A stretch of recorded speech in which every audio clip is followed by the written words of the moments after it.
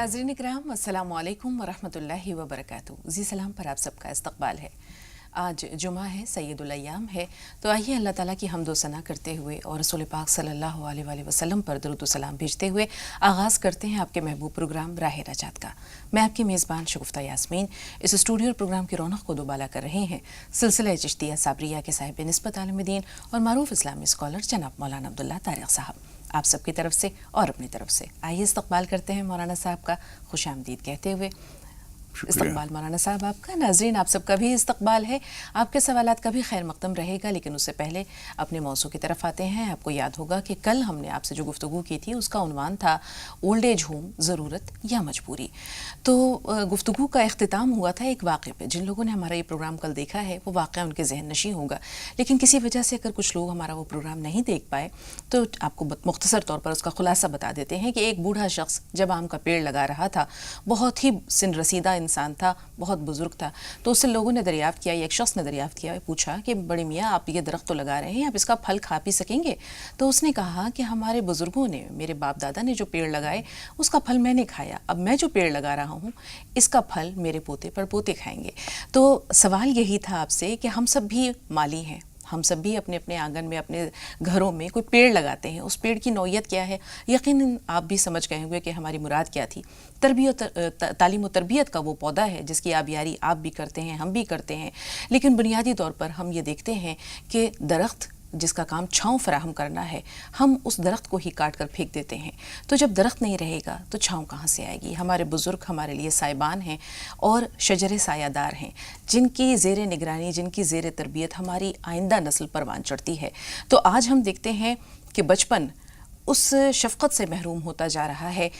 बहुत एक ख़ूबसूरत बात मौलाना साहब से गुफ्तगू के दौरान अभी उन्होंने बयान की कि जब माँ बाप बच्चों का बचपन वीरान कर देते हैं, या जब बुज़ुर्ग बच्चों का बचपन उजाड़ देते हैं, वीरान कर देते हैं, उनके दामन में महरूमियाँ भर देते हैं, तो कल को मुकाफ़ात अमल के सिलसिले में या उसके नतीजे में बच्चे भी उन बुज़ुर्गों का बुढ़ापा उजाड़ देते हैं, या उनके हिस्से में भी महरूमियों और वीरानी के सिवा कुछ नहीं आता। तो बुनियादी तौर पर सवाल यही है कि बच्चों का जो बचपन है वो क्यों वीरान होता है, क्यों महरूमियों का शिकार होता है, उसका ज़िम्मेदार कौन है? आइए मिलकर मौलाना साहब से जानते हैं। जी मौलाना साहब। अस्सलामु अलैकुम वरहमतुल्लाहि वबरकातुहू। बिस्मिल्लाहिर्रहमानिर्रहीम। अल्हम्दुलिल्लाहि रब्बिल आलमीन वस्सलातु वस्सलामु अला सय्यिदिना व मौलाना मुहम्मदिन व अला आलिहि व अस्हाबिहि अजमाइन, अम्मा बाद।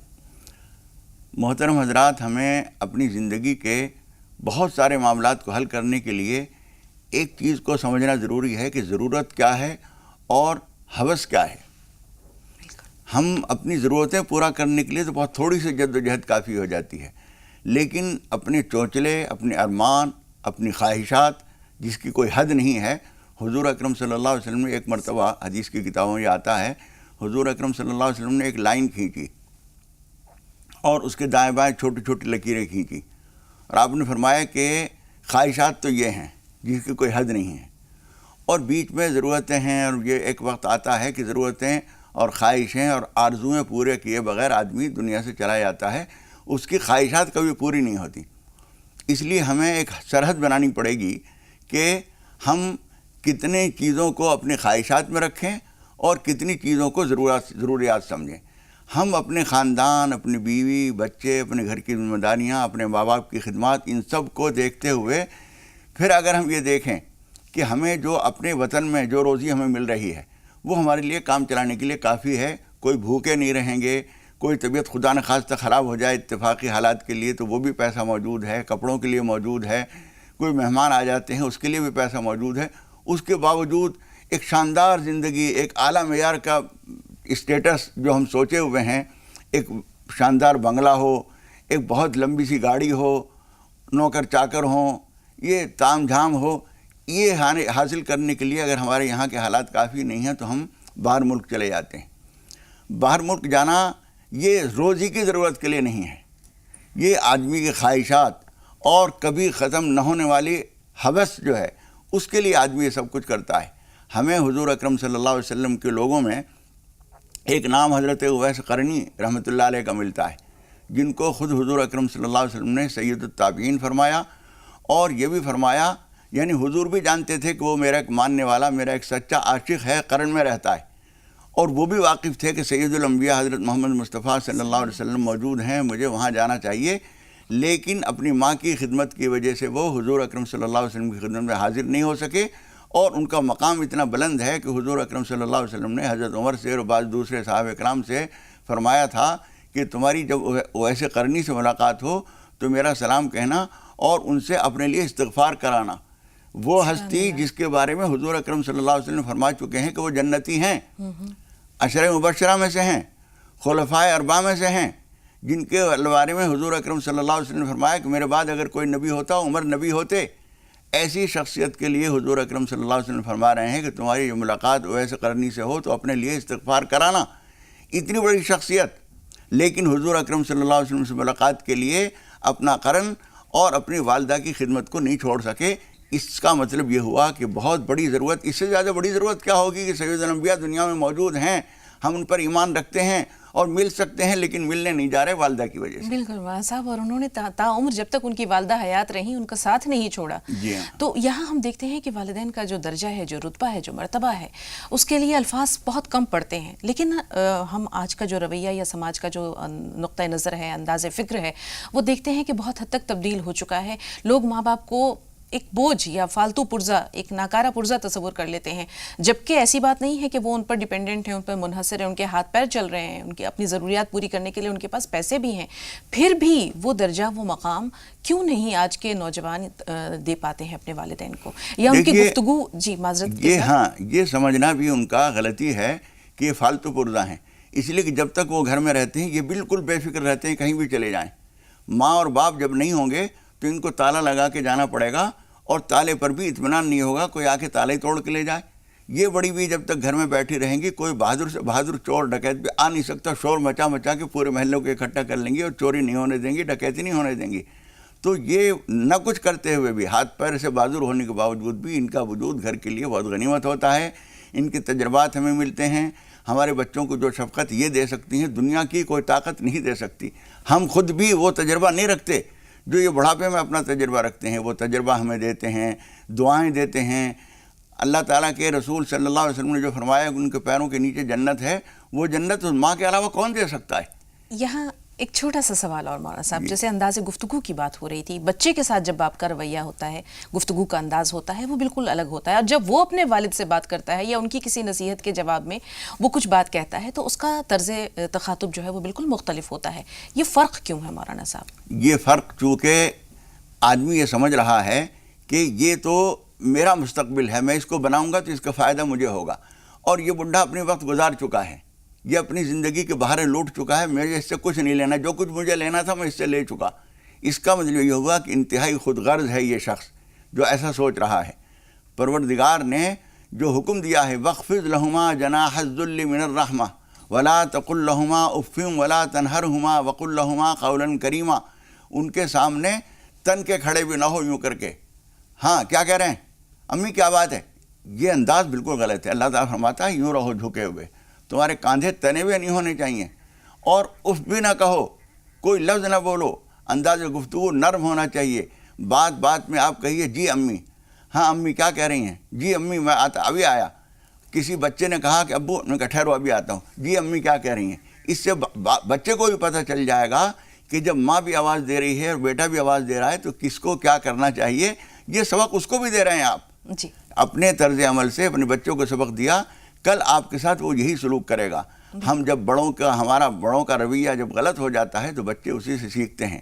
حضور اکرم صلی اللہ علیہ وسلم نے اپنی مرضعہ ماں کو، حقیقی ماں کا تو موقع ایسا نہیں ملا، حضور اکرم صلی اللہ علیہ وسلم کی جوانی اور آپ کے عروج کا زمانہ انہوں نے نہیں دیکھا، لیکن حضور اکرم صلی اللہ علیہ وسلم کے عروج کے زمانے میں ایک بڑی بھی آتی ہیں، لوگ دیکھ رہے ہیں، حضور اکرم صلی اللہ علیہ وسلم کچھ گوشت ذبح کرایا جانور اور تقسیم کر رہے تھے لوگوں کو، اتنے میں ایک بڑی بھی آتی ہیں، حضور اکرم صلی اللہ علیہ وسلم کی نظر پڑی، وہ فوراً اٹھ کے ان کے لیے کچھ نہیں کر سکتے تھے مصروفیت کی وجہ سے، حضور اکرم صلی اللہ علیہ وسلم نے اپنے کاندھے سے چادر اتاری اور پھینکی اور لوگوں سے کہا کہ بچھا دو، ان کو بٹھاؤ۔ دنیا دیکھ رہی ہے یہ بڑی بھی کون ہے؟ سید الانبیاء کے کاندھے کی چادر ایک بڑھیا کے لیے بچھائی جا رہی ہے، یہ حیرت ہے کون؟ ان کو بٹھایا اور وہ آ کے بیٹھ گئیں۔ جب حضور فارغ ہوئے ان سے ملاقات کی، بعد میں حضور نے بتایا یہ ہماری اماں جان ہے، انہوں نے دودھ پلایا تھا مجھے۔ بالکل مولانا صاحب، دنیا کی کوئی ہستی یہ نہیں پیش کر سکتی، کوئی مرد یہ نہیں پیش کر سکتا کہ سید الانبیاء کے کاندھے کی چادر اتار کے میں بیٹھا ہوں یا میرا دادا بیٹھا تھا، لیکن ایک خاتون یہ پیش کر سکتی ہے کہ حلیمہ سعدیہ حضور کی کاندھے کی چادر پر بیٹھی ہیں۔ بالکل مولانا صاحب، ہم دیکھتے ہیں کہ اگر بیٹا جو ہے وہ والدین کی خدمت بھی کرتا ہے، اطاعت بھی کرتا ہے اور ان کا احترام بھی کرتا ہے، لیکن کیا وجہ ہے کہ یہ انداز بہو کے اندر نہیں آتا؟ کمی کس طرف سے ہوتی ہے؟ کیوں وہ اپنے والدین کا مقام اور مرتبہ اپنے ساس سسر کو نہیں دے پاتی مولانا صاحب؟ دیکھیے ایک بات تو یہ قدرتی ہے، جو حقیقتاً ماں نہیں ہے ہماری، ہم کتنا ہی احترام کریں اسے ماں کا درجہ تو نہ شریعت نے دیا، نہ سماج نے دیا، نہ ہماری فطرت دے سکتی ہے، یہ تو نہیں ہو سکتا، ممکن نہیں ہے۔ لیکن اس کے باوجود نہ چاہتے ہوئے بھی ہم کسی بوڑھے کو ابا کہتے ہیں، بابا جی کہتے ہیں، چچا میاں کہتے ہیں۔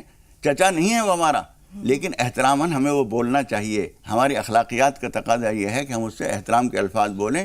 اس لیے ساس اگر بہو اپنے ساس کو اماں کہہ رہی ہے تو ادب کا تقاضا ہے، لیکن سلوک بھی وہی کیجیے۔ وہ ان کے مزاج میں بڑھاپے میں چڑچڑاپن آ جائے گا، غصہ آ جائے گا، طبیعت خراب ہوتی ہے تو آدمی کو جھنجھلاہٹ زیادہ آتی ہے۔ ان سب کے باوجود یہ سمجھیے کہ ہم اپنے بچوں کے ضد کو کتنا برداشت کرتے ہیں، ان کے اصرار اور ان کے پیچھے پڑنے کو، ان کے مچلنے کو ہم کتنا برداشت کرتے ہیں۔ یہ سمجھیے کہ انہوں نے بھی ہمارے ساتھ جانے کیا کیا کیا ہے۔ اگر تم بہو ہو تو یہ سمجھو کہ جس شوہر کے ساتھ میں زندگی گزار رہی ہوں، جس کی کمائی سے میں گزارا کر رہی ہوں، جس کے ساتھ میں زندگی کی راحتیں پا رہی ہوں، اس کو اس بڑھیا نے پالا ہے۔ بالکل مولانا صاحب، یہ جیسے آپ نے بھی بتایا کہ کسی کو اپنا بنانے کے لیے اس کا بننا پڑتا ہے، تو اس میں اگر ساس بھی بیٹی بنا کر اس کے ساتھ جو ہے اس کا طرز عمل ایسا ہوگا کہ یعنی اپنا دل اگر وہ پہلے دے گی تو یقیناً بہو بھی جو ہے اس کے ساتھ اچھا سلوک کرے گی۔ پھر آپ نے جیسے یہ فرمایا کہ دنیا دار المکافات ہے، جیسا کرو گے ویسا پاؤ گے، جیسا بو گے ویسا کاٹو گے۔ تو یہاں ایک چھوٹا سا واقعہ یاد آ رہا ہے کہ ایک شخص نے اپنی والدہ کو اولڈ ایج ہوم میں چھوڑ دیا اور خود چلا گیا کہیں۔ ایک مدت کے بعد اس کے پاس ایک فون کال آتا ہے کہ آپ کی والدہ اب دنیا سے رخصت ہونے والی ہیں، آ کر مل لیجئے۔ جب وہ اپنی ماں کے پاس پہنچتا ہے تو پوچھتا ہے کہ ماں آپ کو کچھ چاہیے، کوئی آخری بات، کوئی آخری خواہش، آپ کچھ کہنا چاہ رہی ہیں؟ تو اس خاتون نے کہا کہ بیٹا یہاں کے پنکھے سب بہت خراب ہیں، اگر تم سے ممکن ہو تو یہاں کے پنکھے بدلوا دینا۔ تو وہ شخص حیران ہوتا ہے، وہ کہتا ہے کہ اب آپ جب دنیا سے جا رہی ہیں تو آپ یہ شکایت کر رہی ہیں، آپ یہ بات پہلے کیوں نہیں بولی؟ تو اس عورت نے کہا کہ بیٹا میں نہیں چاہتی کہ کل کو تم جب یہاں آؤ تو تم اس گرمی میں اس تکلیف کو برداشت کرو جو میں نے برداشت کی ہے۔ تو انسان جیسا کرتا ہے ویسا پاتا ہے۔ بچے بھی دیکھتے ہیں کہ اگر ماں باپ اپنے بزرگوں کے ساتھ اچھا سلوک نہیں کر رہے تو کل کو ان کی طرف سے بھی ایسا ہی جو سلوک متوقع رکھنا چاہیے۔ یہ تو ایک بات ہوئی مولانا صاحب۔ اب ہم آتے ہیں مادیت پرستی کے دور کی طرف۔ ہم دیکھ رہے ہیں کہ ہر شخص ایک سراب کے پیچھے، خواہشات کے ایک سراب کے پیچھے دوڑ رہا ہے۔ اس کے لیے مال و متاع، مال و زر بنیادی چیز ہو چکی ہے، ضرورت نہیں ہے۔ اب یہ اس کو ہم کہہ سکتے ہیں کہ یہ اس کی ترجیحات میں شامل ہے۔ ایسے میں وہ بزرگ ضرور نظر انداز ہوتے ہیں اور ان کے لیے اولڈ ایج ہوم کی ضرورت پڑتی ہے۔ مادیت پرستی کے اس رجحان کی طرف ہم آئیں گے مولانا صاحب، اور اس کے بعد پھر ہم دیکھیں گے کہ اولڈ ایج ہوم ضروری کیوں ہے۔ تو مادیت پرستی کا یہ جو رجحان ہے، اس کی بےخونی کس طرح کی جائے، کس طرح اس پہ ضرب لگائی جائے؟ دیکھیے ایک تو انسان کے لیے یہ فرق سمجھنا بہت ضروری ہے کہ کون سی چیزیں میری ضروریات میں ہیں اور کون سی چیز میری خواہشات میں ہیں، کون سی چیز میرے لیے ضروری ہے اور کون سی چیز میرے شوق کا حصہ ہے۔ مثال کے طور پر بغیر گاڑی کے بھی آدمی سفر کر سکتا ہے۔ آخر لاکھوں کروڑوں انسان ہیں جن کے پاس سائیکل بھی نہیں ہے، رکشے سے کام چلاتے ہیں، تھری ویلر پکڑ لیتے ہیں، چلے جاتے ہیں، بسوں سے سفر کرتے ہیں۔ میرے پاس لازماً گاڑی ہی ہو یہ ضرورت نہیں ہے، کبھی کبھی ضرورت بھی ہوتی ہے، لیکن ہمیں یہ دیکھنا ہوگا کہ جو ہماری ضروریات پوری ہو رہی ہیں اس کے بعد ہم اپنے فرائض کو دیکھیں۔ جو ضرورت ہمارے فرائض سے ہمیں روک رہی ہے، ہمیں غافل کر رہی ہے، وہ ضرورت منحوس ضرورت ہے، وہ ضرورت نہیں ہے، وہ ہمارے گناہ کا ایک ذریعہ بن رہی ہے۔ ماں کو ہماری خدمت کی ضرورت ہے، لیکن میں کما کے زیادہ پیسہ حاصل کرنے کے لیے اوور ٹائم لگانے جا رہا ہوں۔ اس کا مطلب یہ ہوا کہ ضرورتیں تو آپ کی پوری ہو رہی تھیں، لیکن ماں کو چھوڑ کر آپ زیادہ پیسہ کمانے کی کوشش کر رہے ہیں، یہاں سے گناہ کی سرحدیں شروع ہو جاتی ہیں۔ بالکل ماں صاحب، اب ہم آ رہے ہیں ضرورت کی طرف۔ ہم دیکھتے ہیں بہت سے بے اولاد بوڑھے جن کا یہ کوئی بھی نہیں ہے، اگر ان کے پاس مال و متاع ہے تو بہت سارے رشتہ دار آ جائیں گے، لیکن اگر ان کے پاس مال و دولت نہیں ہے تو پھر انہیں کوئی نہیں پوچھتا۔ ایسے میں کیا اولڈ ایج ہوم ان کی ضرورت ہے؟ یہاں ایک بات مجھے حضور اکرم صلی اللہ علیہ وسلم کو یاد آتی ہے۔ آپ نے فرمایا کہ جو آدمی، جو جوان کسی بوڑھے کی اس کے بڑھاپے کی وجہ سے خدمت کر رہا ہے، یہ بڑھاپے کی وجہ سے کیوں کہا؟ اس کے دولت کی وجہ سے سب اس کے پاس آ جائیں گے. گڑ رکھا ہوگا تو ہزاروں مکھیاں، ہزاروں چیونٹیاں جمع ہو جائیں گی.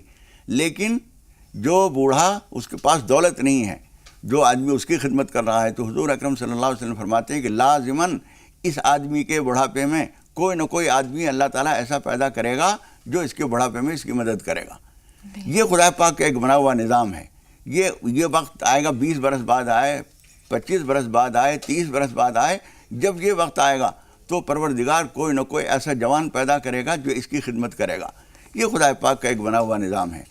اب جہاں تک اس کی ضرورت کا تعلق ہے، یہ حکومتوں کے اور NGOs کے کرنے کا کام ہے کہ جو واقعتاً ایسے لوگ ہیں، ان کو کوئی بیٹا نہیں ہے، ان کو کوئی بیٹی نہیں ہے، کوئی داماد نہیں ہے، کوئی دور نزدیک کا رشتہ دار نہیں ہے، وہ بوڑھے ہو گئے ہیں، کمائی نہیں کر سکتے، کھانے پینے کے لیے کسی نے اسے اگر چاول بھی دے دی ہیں تو پکائے کیسے وہ؟ اس کو تو اٹھنا ہی مشکل ہو رہا ہے. ایسے لوگوں کے لیے جہاں ضرورت ہو، حکومتوں کو بھی اور فلاحی تنظیموں کو بھی چاہیے کہ ایسے محتاج خانے، ایسے اولڈ ایج ہوم بنائیں اور اس میں ایسے لوگوں کو رکھ کر ان کی خدمت کریں اور اس کو سعادت سمجھیں. یہ کام اگر ہم کرتے ہیں تو وہ ضرورت تو ہے، لیکن اس وقت میں بھی ہمارا سماج جو ہے اپنے فرائض سے بے فکر نہیں ہو سکتا. بالکل مولانا صاحب، اور سماج پر بہت ذمہ داریاں عائد ہوتی ہیں. اس سے پہلے کہ ہم فوزیہ اور سالار صاحب سے بات کریں، دونوں کالرز ہمارے ساتھ ہیں. ایک چھوٹا سا واقعہ آپ کو بھی یاد ہوگا مولانا صاحب، اپنے ناظرین کو بھی ہم یاد دلا دیتے ہیں یا بتا دیتے ہیں کہ ایک حضرت عمر کی راہ چل رہے تھے تو انہوں نے دیکھا کہ ایک بوڑھی عورت ہے، بہت خوش باش بیٹھی ہے، نابینا ہے، اور اس سے پوچھا کہ بڑی بھی تمہارا گزر کیسے ہوتا ہے؟ تم تو بڑا خوش باش بیٹھی ہو، ایسا لگتا ہے کہ تمہاری ضرورتیں جو ہے وہ کوئی نہ کوئی پوری کر دیتا ہے. کون تمہاری ضرورتیں پوری کرتا ہے؟ بالکل تنہا ہو تم تو. اس نے کہا میں تو نہیں جانتی، اتنا پتا ہے کہ ایک شخص منہ اندھیرے آتا ہے، میرا پانی بھر دیتا ہے، میرے گھر میں جھاڑو لگا دیتا ہے، مجھے کھانے کے لیے سامان دے دیتا ہے، کھانے پینے کا سامان دے دیتا ہے. اب حضرت عمر کو یہ تجسس ہوا کہ یہ شخص کون ہو سکتا ہے. انہوں نے کہا کہ اگلے دن وہ منہ اندھیرے، اس سے پہلے کہ وہ شخص پہنچتا، وہ پہنچ گئے وہاں اور وہ تاک لگا کر بیٹھ گئے کہ دیکھیں کہ یہ کون شخص آتا ہے. دیکھا تھوڑی دیر میں خلیفہ وقت حضرت ابوبکر صدیق وہاں تشریف لا رہے ہیں. انہوں نے گھر میں جھاڑو لگایا، بوڑھی کو کھانا کھلایا، گھڑے کو دھویا، اس میں پانی بھرا. تو حضرت عمر کے منہ سے بے اختیاری الفاظ نکل گئے کہ واللہ عمر کبھی بھی ابوبکر کا مقابلہ نہیں کر سکتا، برابری نہیں کر سکتا. تو ہم دیکھتے ہیں کہ ایسی مثالیں قدم قدم پر ہمارے لیے روشن مثالیں ہیں. جب سماج کا ایک شخص دوسرے شخص کے لیے اس کا ہاتھ پیر، اس کے قوہ بن جاتا ہے، تو پھر ہم دیکھتے ہیں کہ ایسے محتاج خانوں کی ضرورت نہیں رہتی. مولانا صاحب انشاءاللہ موقع ملا تو پھر اس گفتگو کو آگے بڑھائیں گے. فی الحال فوزیہ اور سالار صاحب دونوں ہمارے ساتھ ہیں. پہلے فوزیہ صاحب آپ بتائیے سوال کیا ہے؟ ہیلو جی فوزیہ صاحبہ. شازیہ بول رہے ہیں الہ آباد سے. جی شازیہ صاحب وعلیکم السلام. وہ ہم انگوٹھی کے ساتھ چین رکھے تھے، انگوٹھی ہے لیکن چین نہیں مل رہا ہے، اس کے لیے کوئی دعا بتائیے، ہم بہت پریشان ہیں. جی گم ہو گئی ہے کیا؟ جی مل نہیں رہا ہے، چین نہیں مل رہا ہے، انگوٹھی ہے. جی ٹھیک ہے. محمد امان اور محمد اذان کا مطلب. بہن ناموں کے لیے معذرت ہے، نام تو ہم نے نوٹ کر لیا ہے لیکن اس کے بارے میں پروگرام کے آخری حصے میں بتائیں گے انشاءاللہ. سالار صاحب آپ بتائیے سوال کیا ہے؟ السلام علیکم. وعلیکم السلام. جی سالار بھائی. دو سوال ہے. پہلا سوال تو یہ سوال بھی نہیں، معمولی بات ہے. جو آج کا موضوع ہے اس کے اوپر دادا دادی اور نانا نانی کا اہم رول رہتا ہے. ہلو جی جی. اور دوسرا سوال یہ ہے کہ حضور صلی اللہ علیہ وسلم کی عمر 63 سال کی ہوئی تھی ہاں، اور 40 سال کے اندر ان کو نبوت ملی تھی، نبوت حاصل ہوئی. ہاں. تو جو پچھلے جو 40 سال، جو پہلے کے جو 40 سال سمجھو، جب ان کو نبوت نہیں تھی تو جب اسلام کیسے طریقے سے چلتا تھا؟ نماز روزے کا طریقہ یہی تھا کہ الگ تھا؟ ٹھیک ہے سالار بھائی، آپ کے دونوں سوال بہت اچھے ہیں اور شازیہ آپ کا سوال بھی ہمارے پاس محفوظ ہے، لیکن یہاں ہم لے رہے ہیں ناظرین ایک چھوٹا سا وقفہ. بہت جلد حاضر ہوئے.